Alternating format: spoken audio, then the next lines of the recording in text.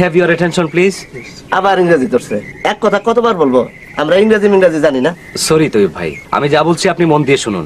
আমরা দুইটা গান ঠিক করেছি, এর মধ্যে যেটা ভালো হয় সেইটা আমরা করব। একটা হলো সাতটা পাখি সাত ভাই, আরেকটা উড়িয়া যায় বকপক্ষী। আমরা মূল অনুষ্ঠানে সময় পেয়েছি 7 মিনিট। আপনাদের যা করার এই 7 মিনিটের মধ্যে করতে হবে। সময় কয় মিনিট বললেন? 7 মিনিট। 7 মিনিটের মধ্যে আমরা করবোটা কি? যন্ত্র ঠিক করতে তো লাগবে 10 মিনিট।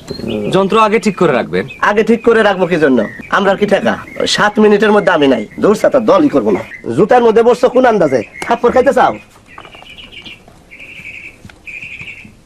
ঘরে চাল নাই, চাল আনছেন? আমি আছি 7 মিনিটের বিরাট প্যাসের মধ্যে, বলে চাউল নাই। বিয়ের পর থেকে তো শুনতেছি আপনি খালি প্যাসের মধ্যে, প্যাস থেকে বাইর হন। চুপ থাক।